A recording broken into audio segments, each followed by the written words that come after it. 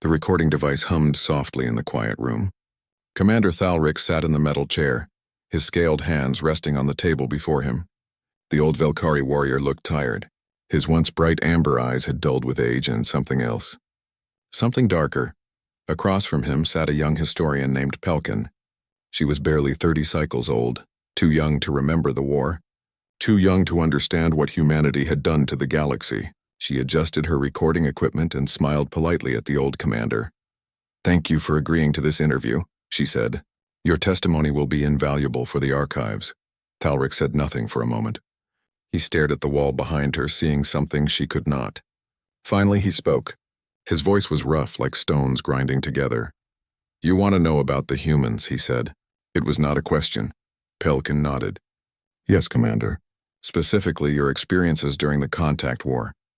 The records are incomplete and many veterans refuse to speak about it." "Smart veterans," Thalric muttered. He sighed and leaned back in his chair. "Very well. I will tell you. But you must understand something first. The galaxy before humans was different, better in some ways, worse in others." He began his story slowly, painting a picture of the Galactic Coalition before Earth. For 3,000 years, the Velkari had been the dominant military force. They had fought dozens of wars and won every single one. War to the Coalition species was a game of strategy. It had rules.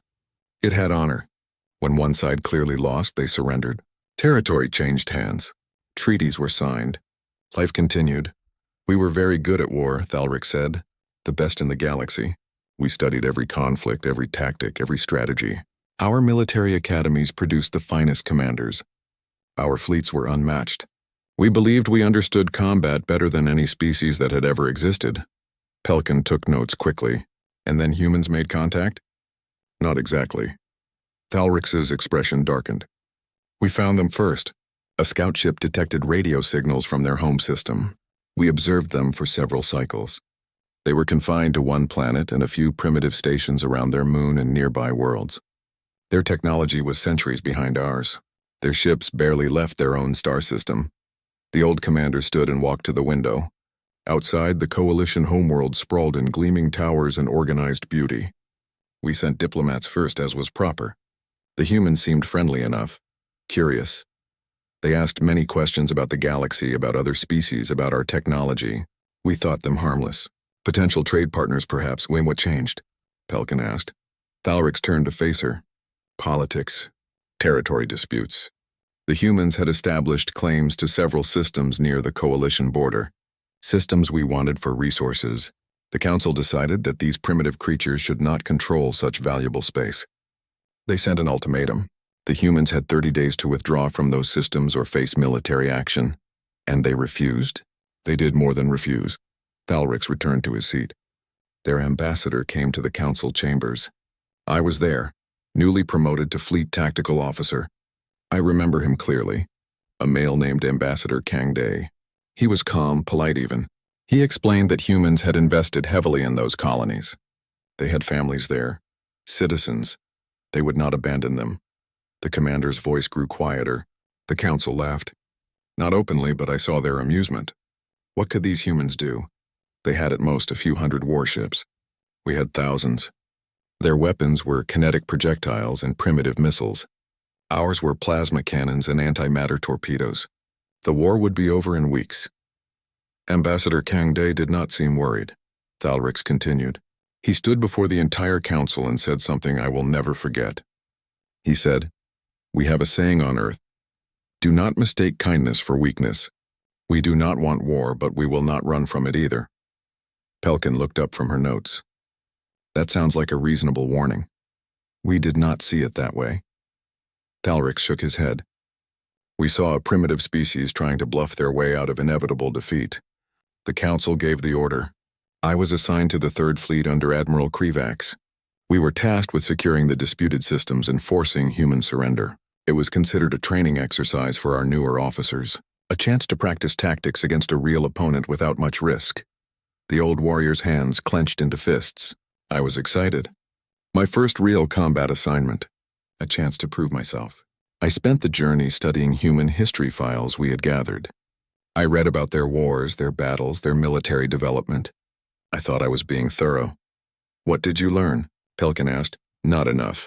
Thalrix's voice was bitter. I learned that humans fought among themselves frequently. They had thousands of wars in their recorded history, but I interpreted that as them being primitive and disorganized. I saw their tactics as crude, their strategies as basic. I noted that they suffered enormous casualties in their conflicts, sometimes millions dead. I concluded they were inefficient at warfare. He paused, his eyes distant. I was so very wrong. Those casualties were not a sign of incompetence. They were a warning. Humans were willing to die in enormous numbers and still keep fighting, but I did not understand that then. None of us did. Thalrix looked directly at the young historian. We thought war was like chess, a game of position and calculation. We thought that once we demonstrated our superiority, the humans would see reason and surrender. We believed that intelligent beings always chose survival over pointless resistance. But humans did not. No, Thalrix said simply. They did not. And that made all the difference. The commander stood again, pacing now. When we departed for the war, I remember the mood on the ship. Officers were excited. Crew members were confident. We would crush this small human resistance, claim the territory, and return home as heroes. The war would be a footnote in coalition history. He stopped pacing and looked at Pelkin. His expression was haunted. Instead, it became the war that broke us.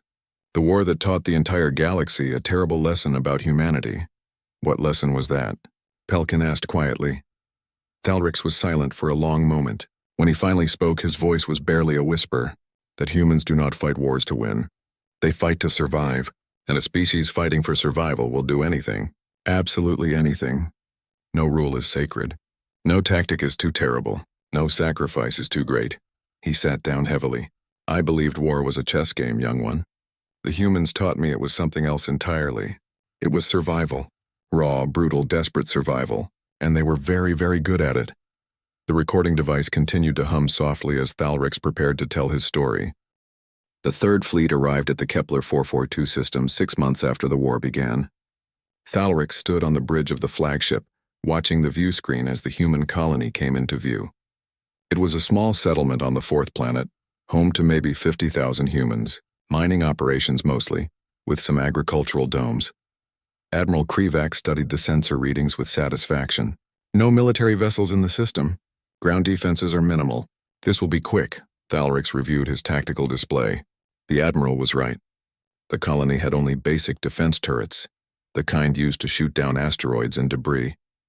Nothing that could threaten a warship. Should we hail them, Admiral? Standard procedure, Krivax replied. Offer them terms. When they surrender, we secure the colony and move to the next system. The communication officer opened a channel. The human governor appeared on screen. She was an older female with gray hair and tired eyes. Her name tag read, Governor Yunji. This is the Galactic Coalition Third Fleet, Admiral Krivax announced. You are ordered to surrender this colony immediately.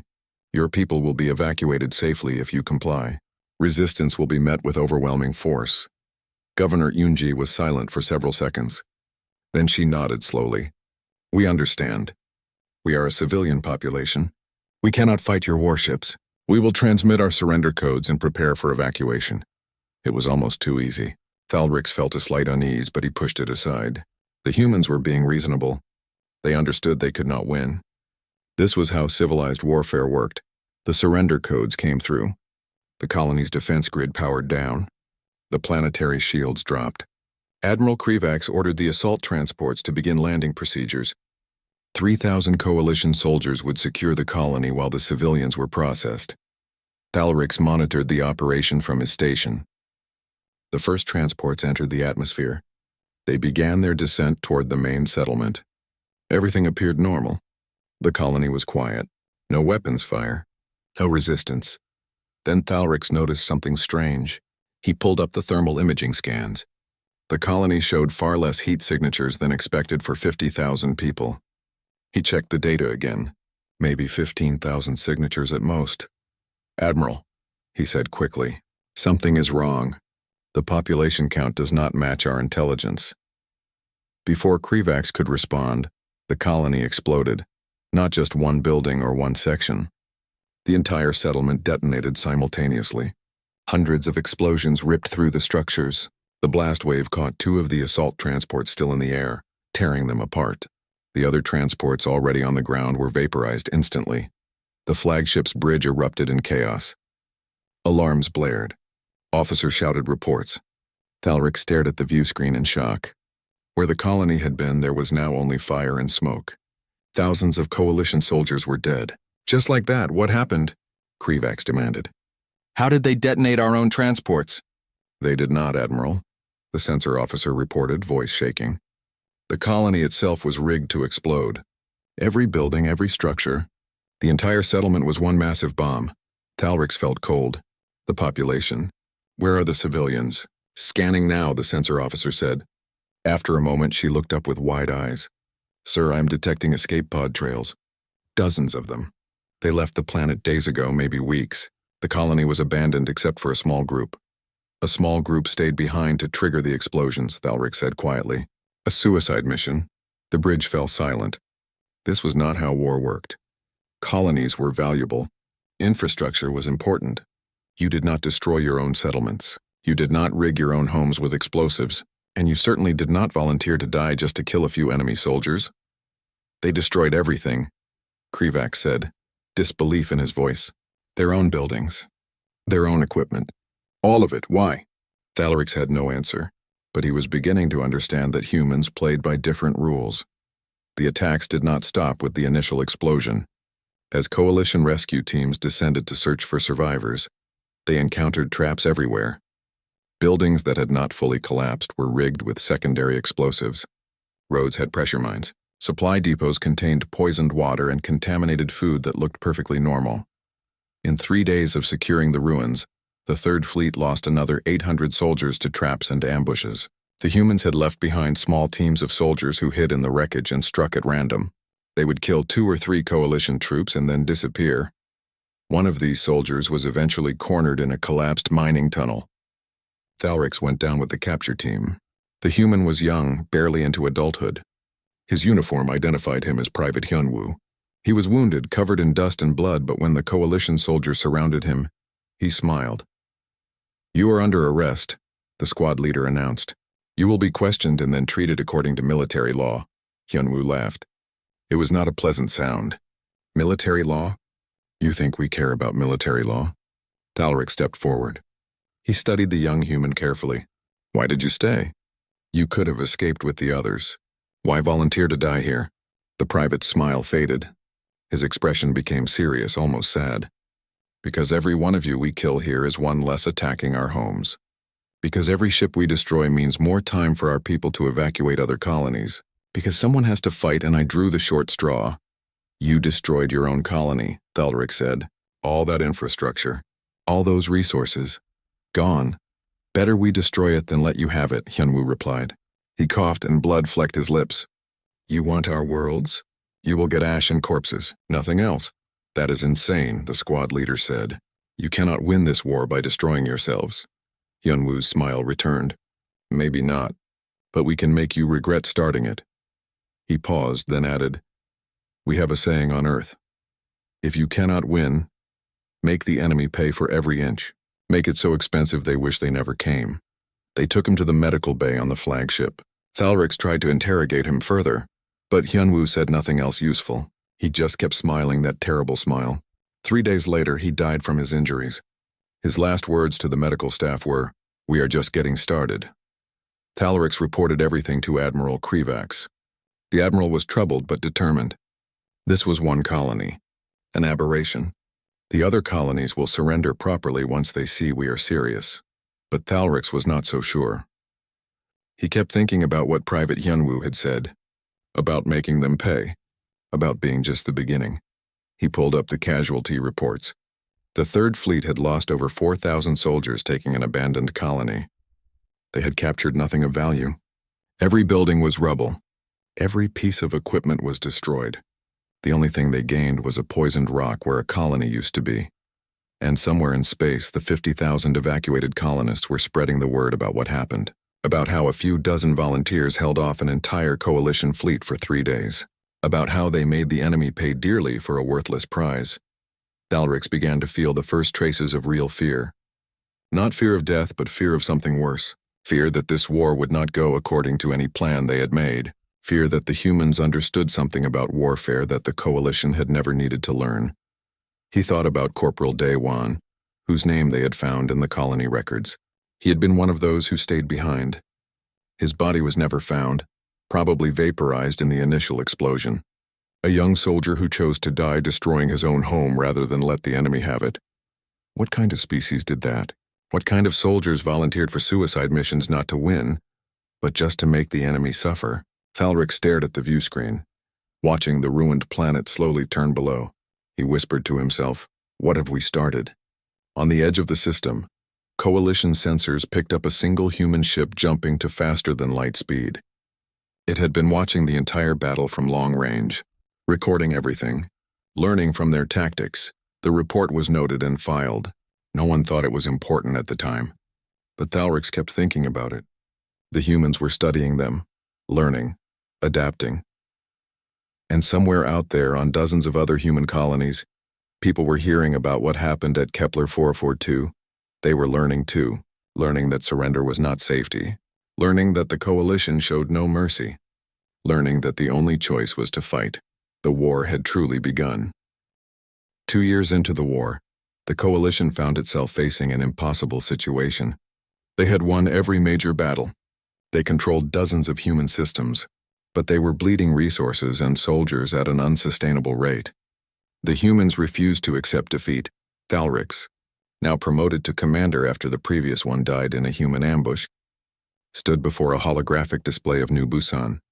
It was a fortress world, the last major human stronghold in the sector. The planet bristled with defensive installations. Orbital weapons platforms circled it like a crown of thorns. And beneath the surface, millions of humans waited in bunkers and tunnels. "This is where we break them," Admiral Krivax declared. The admiral had grown thinner over the past 2 years. They all had. New Busan is their symbol of resistance. Once it falls, the other colonies will lose hope. Thalrix was not so certain anymore, but he said nothing. He had learned that doubt was not welcome in command meetings. The siege began with traditional doctrine. The coalition fleet surrounded the planet and cut off all supply lines. No ships in, no ships out. They bombarded the orbital platforms methodically, destroying them one by one. It took 3 weeks and cost them a dozen warships, but eventually the platforms were gone. Then they settled in to wait. The humans had supplies, but not infinite ones. Within a month, maybe 2, they would run out of food and water. Then they would have to surrender. The human commander of New Busan was Major Tai Yang. Thalric studied his file obsessively. Tai Yang was 43 years old, a career military officer.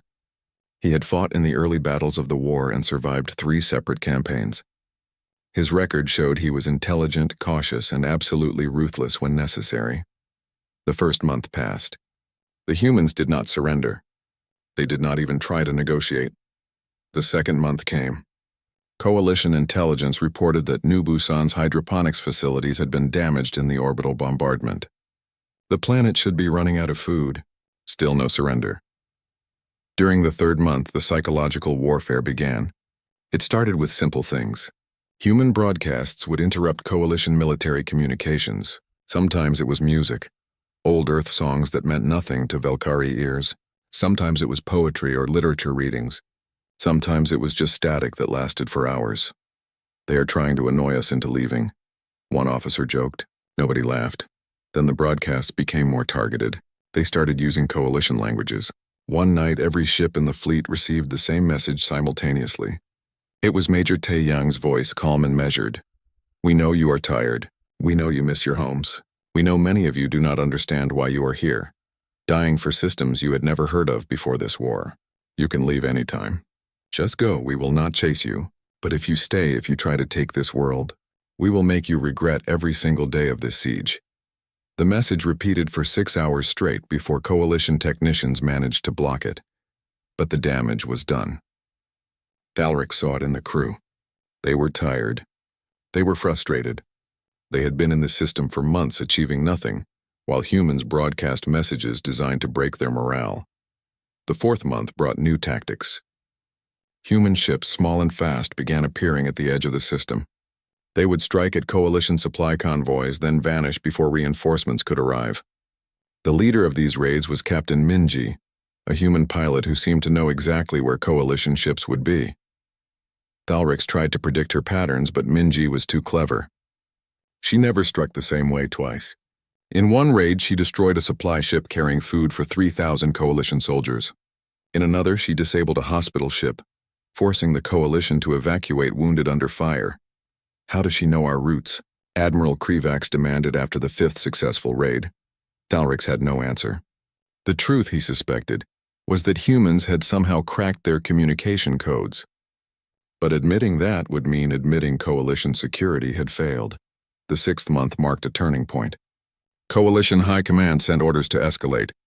The siege was taking too long and costing too much. They authorized limited bombardment of the planet's surface. Not enough to destroy the settlements, but enough to make the humans understand they were serious. The bombardment lasted 3 days. Coalition ships fired on military targets, factories, power plants. They watched through sensors as explosions blossomed across New Busan's surface. When the bombardment ended, they waited for surrender. Instead, they got a new broadcast. Major Taeyang again, but this time his voice was cold with fury. You have killed civilians, children, medical staff. You claim to be a civilized species, but you bomb hospitals and schools. Now you will see what happens when you fight people who have nothing left to lose. That night, 2 coalition cruisers exploded. Investigation showed that human pilots had flown small ships loaded with explosives directly into the warships at full speed. The pilots, Lieutenant Jae-soon and Ensign Bo-ra, died instantly, but they took 1,200 coalition soldiers with them. Suicide attacks, Thalrix reported numbly to the Admiral. They are using suicide attacks now. This is barbaric, Krivax said. What military in the galaxy uses suicide attacks? One that is losing, Thalrix replied. Or one that has decided defeat is not an option. The 7th month saw more suicide strikes. Human pilots would disable their ship's transponders and drift in space, pretending to be debris. When coalition vessels came close to investigate, they would ignite their engines and ram at full speed. Sometimes they succeeded. Sometimes coalition gunners shot them down first, but every attack cost lives on both sides. Coalition morale collapsed. Soldiers stopped volunteering for patrol duty. Ship crews began requesting transfers. Officers reported disciplinary problems. The siege of New Busan was supposed to be a glorious victory. Instead, it had become a grinding nightmare. The 8th month brought starvation reports from the planet. Coalition intelligence confirmed that New Busan's food supplies were nearly gone. Surely now they would surrender. Major Taeyang's response was a broadcast showing human soldiers eating ration bars made from processed algae and recycled waste. We will eat dirt if we have to, he said directly to the camera. We will never surrender. The 9th month began with Admiral Krivax making a decision. They would launch a full ground assault. No more waiting. They would take the planet by force. Thalrix commanded part of the ground operation. 50,000 coalition soldiers descended on New Busan in waves. The humans fought them in every street, every building, every tunnel. The casualties were staggering. 3 coalition soldiers died for every human they killed, sometimes more. Thalrix led his unit through the ruins of a residential district. Bodies lay everywhere, human and Velkari both. The air smelled of smoke and death. Every corner could hide an ambush. Every doorway could conceal a trap. They found Major Taeyang's command post after a week of bitter fighting. It was a reinforced bunker deep underground. When coalition soldiers breached the final door, they found him at his desk, dead from a gunshot wound to the head. He had killed himself rather than be captured. On his desk was a handwritten note. Thalrix picked it up with trembling hands. It read, "Make them bleed for every inch. If you are reading this, I am dead, but I died free." Can they say the same? The coalition took New Busan after 9 months of siege and 3 weeks of ground combat. But it was a hollow victory. They lost 18 warships, over 30,000 soldiers dead, and twice that many wounded. The entire planet was a ruin. The infrastructure was destroyed. The civilian population was scattered or dead. When Thalrix finally returned to the flagship, he went to his quarters and sat in the dark for hours. He kept seeing Major Taeyang's note, kept thinking about Lieutenant Jae-sun and Ensign Bo-ra flying their ships into oblivion, kept remembering Captain Minji, still out there somewhere leading her raids against coalition supply lines. Admiral Krivax called a meeting of senior officers. New Busan has fallen. This is a great victory for the Coalition. Thalrix looked around the room. He saw exhausted faces, haunted eyes, officers who had aged years in just months. Nobody looked like they had won anything. Permission to speak, Admiral, Thalrix said quietly. Krivax nodded. We won the battle, Thalrix said. But I think we are losing the war. The room fell silent. No one contradicted him. Year 3 of the war marked the point where all pretense of civilized warfare died. The Coalition held dozens of human worlds, but controlling them required massive occupation forces. Every planet needed troops to prevent resistance. Every colony had insurgents who attacked patrols and sabotaged equipment. The humans would not accept defeat. Thalrix found himself assigned to occupation duties on a planet called New Horizon. It was supposed to be a quiet posting, a rest from the front lines, but there was no quiet in human space anymore. The resistance fighters struck almost daily. They used improvised explosives, sniper attacks, poison. The Coalition responded with curfews and collective punishment. The violence spiraled. Both sides did things they would have considered unthinkable 3 years earlier. One morning, Thalrix received reports that a human chemical weapons officer had been captured. Her name was Lieutenant Sujin. She was young, maybe 30 human years, with cold eyes that showed no fear when Coalition soldiers brought her to the command center. You are accused of using banned chemical weapons against Coalition forces, Thalrix said. 300 of our soldiers died in agony from nerve gas. Do you deny this? Sujin looked at him calmly. No, I deployed the weapons personally. Thalrix was shocked by her directness. Chemical weapons are forbidden by every military treaty in the galaxy. You signed those treaties. Your own planet agreed to ban such weapons. We signed treaties for fighting each other, Sujin replied. Not for fighting you. That makes no sense, Thalrix said. A treaty is a treaty. Sujin leaned forward slightly. Those treaties exist because we were afraid of what would happen if humans used such weapons against other humans. We wrote those rules to protect ourselves from ourselves. But you are not human, and you invaded our worlds, so the rules do not apply. Thalrix felt something cold settle in his chest. You are saying humans only follow laws when convenient? I am saying we wrote those laws so we can choose when they apply. Sujin's expression did not change.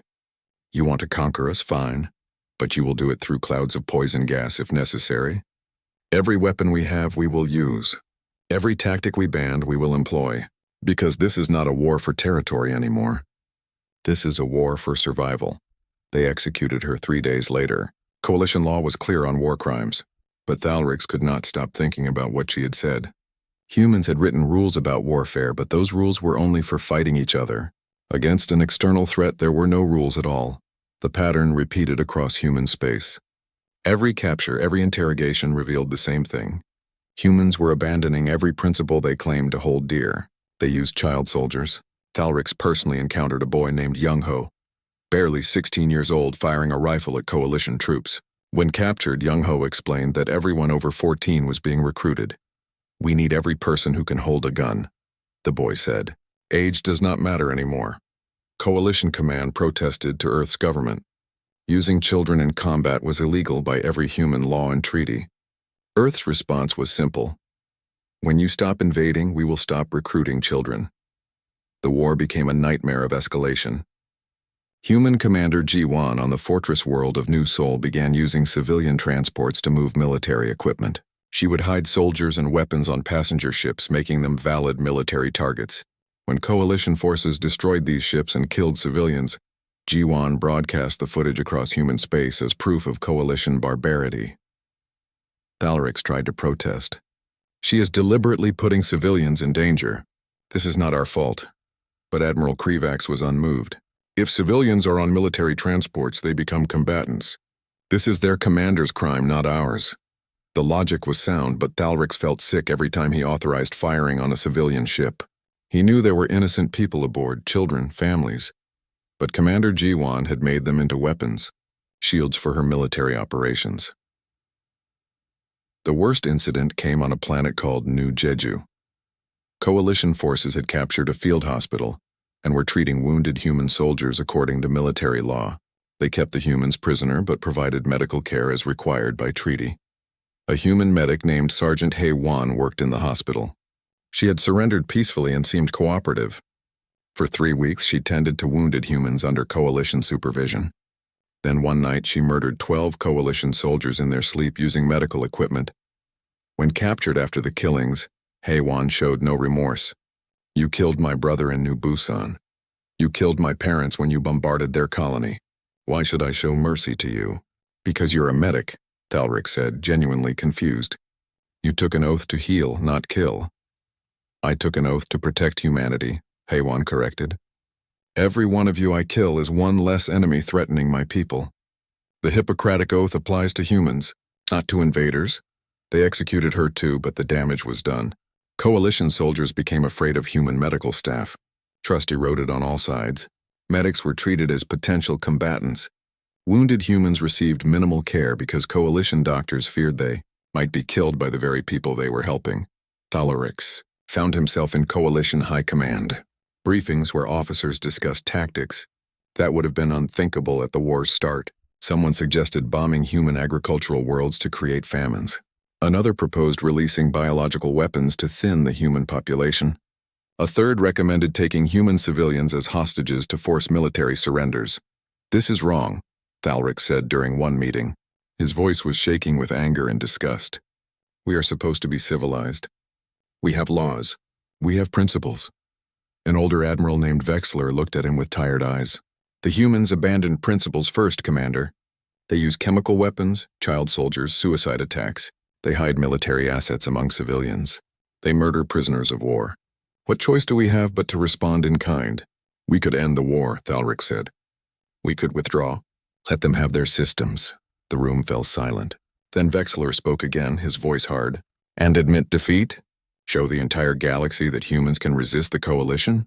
That would destroy our credibility. Every species in the galaxy would question our authority. We cannot allow that." Thalric realized then that the Coalition was trapped. They could not win without destroying humanity entirely, but they could not withdraw without destroying themselves politically. So the war continued, growing more brutal with each passing month. He began to have nightmares. He dreamed of Lieutenant Sujin's cold eyes, of Young Ho, the child soldier, of Sergeant Haywan murdering wounded soldiers in their beds, of Commander Jiwan hiding behind civilian shields. Every human face haunted him. One night, Thalric received orders to bombard a civilian population center. Intelligence indicated it was being used as a military staging area, but there were definitely non-combatants present. Thousands of them, maybe tens of thousands. He stared at the order for a long time. This was everything he had sworn to prevent. The Coalition did not wage war on civilians. They were better than that. They were civilized, but were they? After 3 years of this war, after all the things both sides had done, could anyone claim to be civilized? Thalric refused the order. He sent a message to High Command explaining that he could not in good conscience fire on a civilian target. He was immediately relieved of command and placed under arrest pending court-martial.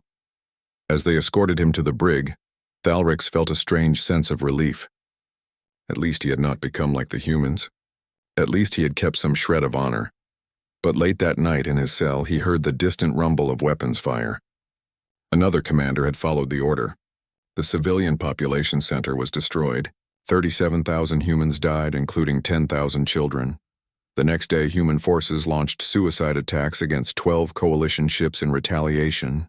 Over 2,000 Coalition soldiers died, and the war continued, spiraling downward into darkness with no end in sight. Thalric lay on his bunk and wondered if anyone would survive this conflict with their humanity intact, or their civilization, or their souls. He thought about what Lieutenant Sujin had said, about how humans only followed rules when fighting each other, about how against an external threat there were no rules. The terrible thing, Thalric realized, was that the Coalition had become the same way. They had started this war believing in honor and civilization and proper conduct. Now they were bombing civilians and considering biological weapons. The humans had not just fought the Coalition. They had dragged them down into the same brutal, ruleless warfare that humanity understood so well. And in that kind of war, the species with more practice would always win. Commander Thalric fell silent. The recording device continued its quiet hum. Across from him, the young historian Pelkin sat frozen, her note-taking forgotten. She looked pale, shaken by the story she had just heard. "What happened after your arrest?" she asked quietly. Thalric shrugged. I spent 6 months in military prison. By the time my trial came, the war was over. They released me with a dishonored discharge and a pension. I was one of the lucky ones. The war ended in year 4, Pelkin said, consulting her files. The Coalition sued for peace. Why? You had superior numbers, superior technology, superior everything. We did, Thalrix agreed, and we were losing anyway. He stood and walked to the window again, looking out at the peaceful city. By year 4, we held 37 human systems. But holding them required 200,000 occupation troops who were constantly under attack, constantly dying to insurgent actions. Our supply lines stretched across half the galaxy, and humans raided them constantly. The casualty ratio had stabilized at 3-to-1. For every human we killed, we lost 3 Coalition soldiers. Simple mathematics showed that at that rate, we would run out of soldiers before humans ran out of people willing to fight. Pelkin shook her head in disbelief. But humans are one species. The Coalition has dozens of member species. We should have had unlimited reserves. Should have, Thalric said bitterly. But other species were watching the war. They saw how humans fought, how they refused to surrender, how they made us bleed for every system, and they started to wonder if the Coalition was as powerful as we claimed. Some species began refusing to send troops. Others withdrew from the Coalition entirely. Meanwhile, humans were mobilizing their entire civilization. Every person over 14 was in uniform or working in factories. They converted civilian infrastructure to military production. They built ships faster than we could destroy them, and they kept fighting with an intensity we could not match. The old commander turned to face the historian. Admiral Krivax died in year 3, killed by a human suicide attack. I heard about it in prison. The new high command met to discuss options. And they realized that we could not win. Not really. We could keep fighting for decades, maybe centuries. We could kill billions of humans. But we could not make them surrender. So we sued for peace. Pelkin consulted her notes. The peace conference was held on neutral territory. Human Admiral Kyung-suk led their delegation. Tell me about that? Thalrix nodded slowly. I was not there personally, but I obtained the transcripts later. Admiral Kyung-suk was a career military officer, 50s by human age, decorated veteran of the war's worst battles. She came to the conference with very specific demands. The Coalition expected to negotiate. Territory disputes, maybe some reparations. Instead, Kyung-suk presented an ultimatum. Complete withdrawal from all disputed systems. Full war reparations including reconstruction costs. Exchange of military technology. And formal recognition of human sovereignty over an expanded border zone. The Coalition delegates protested. They said those terms were harsh, that the humans were not in a position to make demands. They pointed out that technically the Coalition still held dozens of human worlds. Thalrix's voice grew quiet. Admiral Kyung-suk's response was simple. She said, "You tried to conquer us. We fought to survive. That is the difference. You can leave with your pride wounded and your treasury empty, or you can keep fighting until we reduce your worlds to ash just like you did to ours. Choose." The Coalition chose peace. Pelkin was silent for a moment. Then she asked, was that the end? Did the humans simply let the Coalition go? Not quite. Thalrix returned to his seat, moving slowly like the old warrior he was. There was one more revelation at the peace conference. One more thing that made the Coalition realize how close we had come to absolute disaster. Human General Wanshik, one of their top military commanders, presented evidence of what humanity called their final option. They had been constructing suicide ships.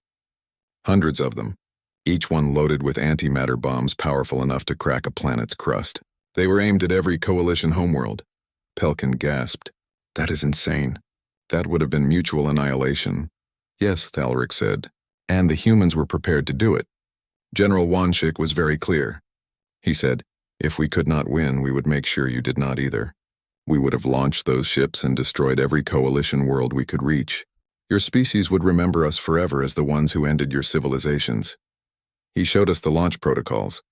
The ships were real, the weapons were real, and they had been ready to fire for months. They were just waiting to see if the Coalition would accept peace terms. The old commander's hands trembled slightly. That was when I understood the true nature of humanity. They were not bluffing. They really would have done it. Mutual annihilation or victory. Those were the only options they considered. Surrender was not in their vocabulary. Pelkin set down her recording equipment. Commander, why are you telling me this now? The war ended 50 years ago. Most people have moved on.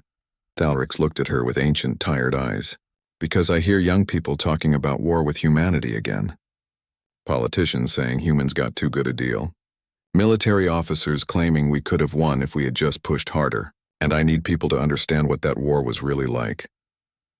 The humans we fought were confined to maybe 100 systems. Now they have colonies across 3 sectors. Their military is 3 times the size it was during the war. Their technology has advanced dramatically, and they remember what we did to them. If we start another war with humanity, it will not end with peace negotiations. They will not give us the chance. They will do what General Wanshik threatened. They will reduce our worlds to radioactive dust and dance on the ashes.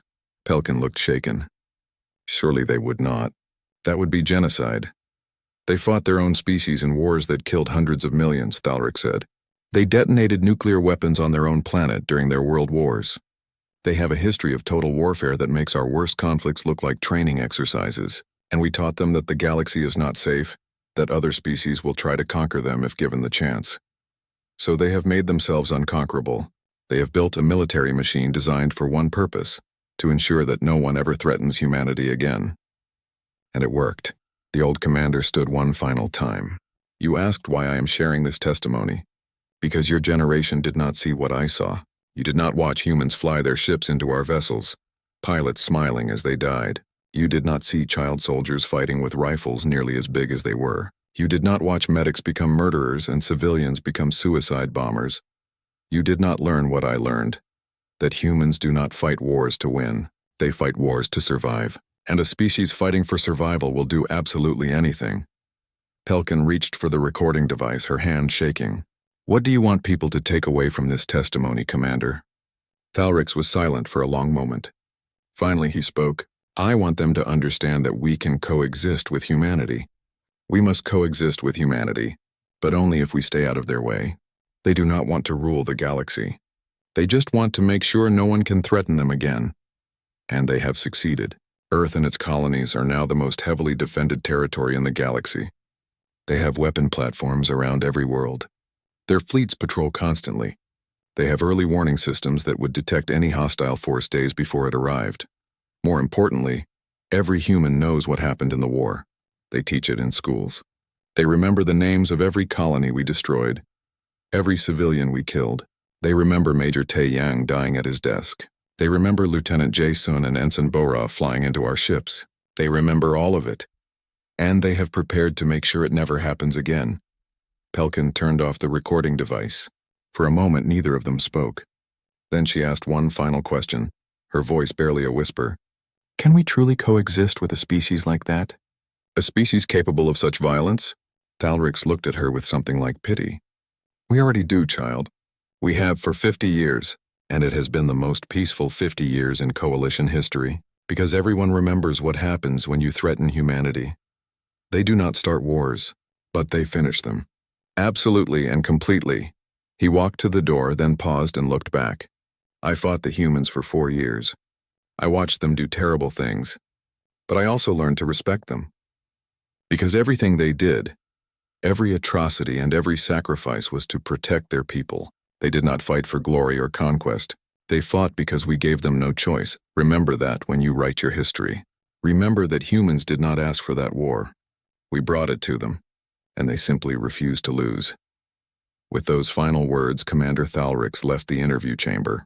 Pelkin sat alone with her notes, staring at the turned-off recording device. She thought about everything she had heard. About human soldiers who smiled as they died. About child soldiers and suicide attacks and chemical weapons. About a species that would rather destroy themselves and their enemies than accept defeat. She thought about Admiral Kyung-suk's words at the peace conference.